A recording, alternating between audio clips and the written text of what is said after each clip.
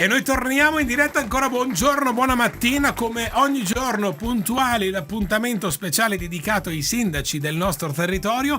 In questo appuntamento uno di noi all'interno di Tutti Amici. Diamo il benvenuto al sindaco di oggi. Con noi abbiamo Giuseppe Armani, sindaco di Caprino Veronese. Buongiorno Giuseppe, buongiorno. Buongiorno a voi, Buongiorno. Grazie a Radio Adige TV per la possibilità e la disponibilità e l'invito, insomma. Grazie. È una bellissima cosa, una bellissima iniziativa a parlare dei territori e offrire questa possibilità. Grazie a voi invece che oggi abbiamo Caprino qua per raccontarci davvero un sacco di cose, di curiosità, anche quelle piccolezze importanti che magari non tutti sanno. È proprio questo che a noi piace. Servirebbe un tempo immenso per raccontare Caprino. Vero, verissimo, verissimo, verissimo. Cerchiamo di sintetizzare. Caprino è un territorio tutto da scoprire. A qualcuno che mi chiede, dico, è un continente a parte, oltre all'Asia, l'Africa, l'Oceania. Caprino. C'è Caprino, con un microclima tutto suo, immediato entroterra gardesano, con una comunità tipica, eccezionale, un capoluogo e 12 frazioni, un'estensione del territorio di 45 km quadrati. Passiamo assolutamente sì. Sindaco, però la domanda sorge subito spontanea. Sì. Come si sta a Caprino? Beh, insomma, sono di parte. Certo. A Caprino fin dalla nascita, per cui, però ecco, l'esatta misura ce l'ho spesso da chi non è di Caprino e chi magari viene a visitare Caprino, piuttosto addirittura lo sceglie proprio come scelta abitativa, come scelta di vita nel portare la sua abitazione.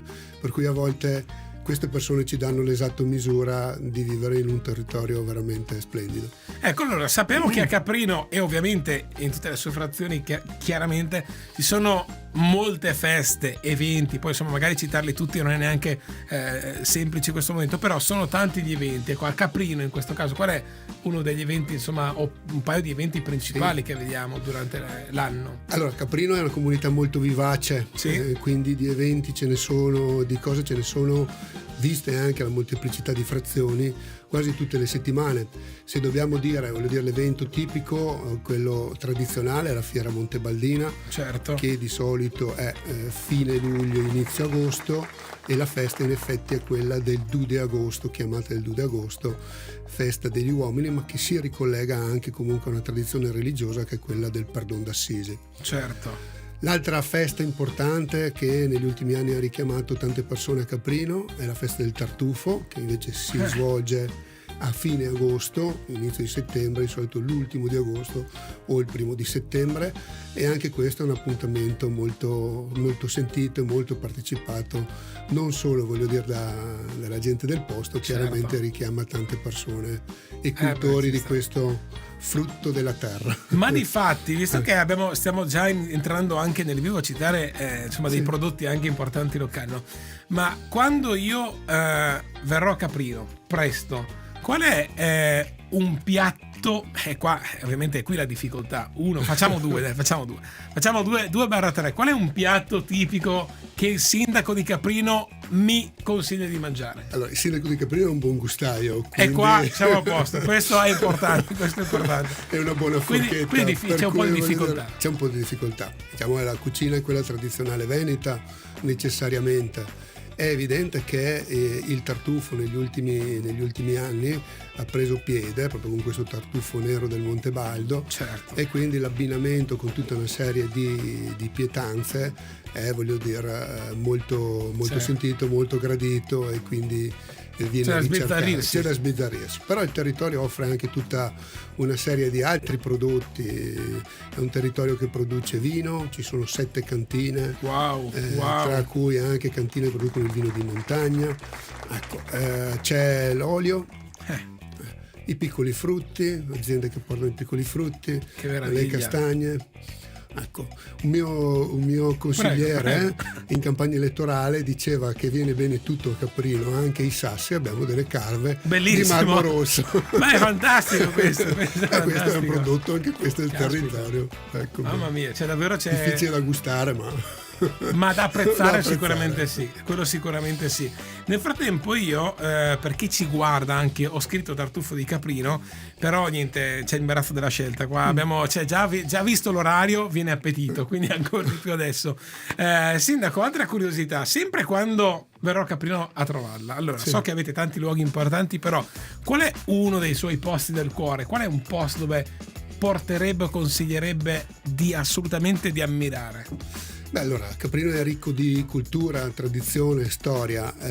Non si può non essere a Caprino se non si può non passare da Palazzo Carlotti, che è sede municipale. Certo. Dove tra l'altro siamo appena reduci dalle giornate FAI, con quasi 3.000 persone che hanno visitato i nostri siti che abbiamo messo a disposizione. Uno di questi necessariamente è Palazzo Carlotti, con le sue splendide sale, la Sala dei Sogni, la Sala Consigliare e l'opera scultorea che è lì contenuta, che è il compianto sul Cristo morto, un'opera straordinaria di impatto molto forte, emozionale, e anche qui forte richiamo per le persone.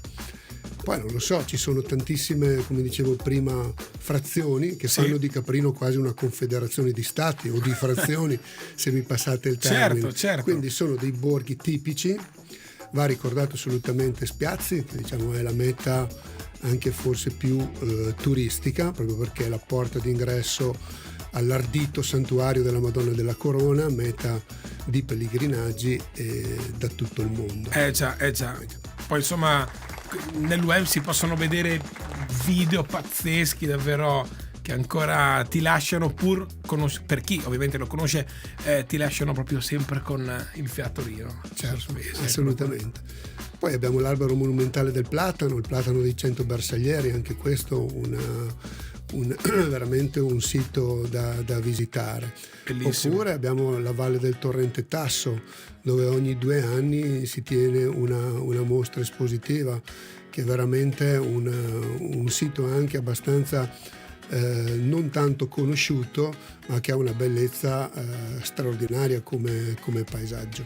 Ecco, difatti anche qua stavo sbirciando, sono davvero luoghi pazzeschi, anche perché all'inizio lei ha detto una cosa subito, ha messo le mani avanti, ha detto: se dobbiamo parlare di Caprino, cioè abbiamo bisogno di molto tempo, no? Spero che mi inviterete ancora. Ma noi non vediamo l'ora. Possiamo fare degli appuntamenti, certo. delle puntate. Ma magari, ma noi, anche perché adesso devo dire una piccola cosa, poi magari alla fine ci si stufa, vero? Anche a noi piace sapere, ci piace raccontare, anche a chi ci ascolta ci piace trasmettere. A proposito di questo, ma è vero che, adesso se mi dice di no chiudo qua, ma è vero che lei qualche anno fa ha trasmesso, anche fatto un po' nel mondo radio, qualcosa?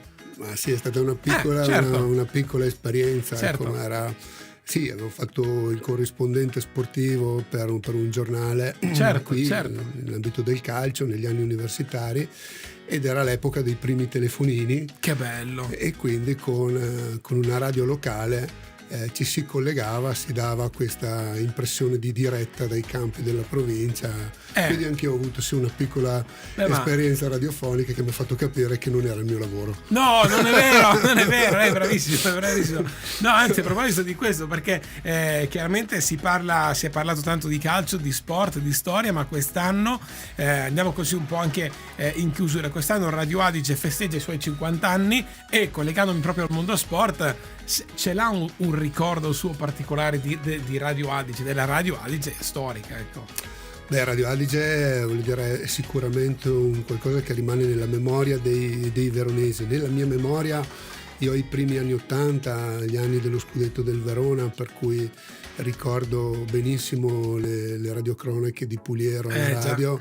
E credo, voglio dire, mi è rimasta in mente proprio una canzone anche che era il simbolo di questa. Dopo vi chiedo di programmarla, di recuperarla, certo. Che era una canzone che ritraeva proprio l'immagine del veronese che va allo stadio e dopo aver mangiato tutto, brasato con la pera e tutte queste cose qui, e che proprio racchiudeva lo spirito di quegli anni. Erano anni chiaramente formidabili, e il calcio si viveva soprattutto alla radio, quindi era una cosa bella, positiva, necessaria. Certo. Necessaria, bellissimo. Beh, io intanto la ringrazio per essere stato oggi con noi, però attenzione, perché il sindaco ne ha davvero da raccontarne tantissime, quindi l'abbiamo già detto anche la nostra direzione, anche i nostri programmi istituzionali della sera, quindi speriamo di rivederci presto qui, ma sicuramente ci rivedremo presto al prossimo giro noi a Caprino. Benissimo, perché, sono io a ringraziare voi, grazie di nuovo per l'opportunità, e vi aspetto a Caprino come aspetto a Caprino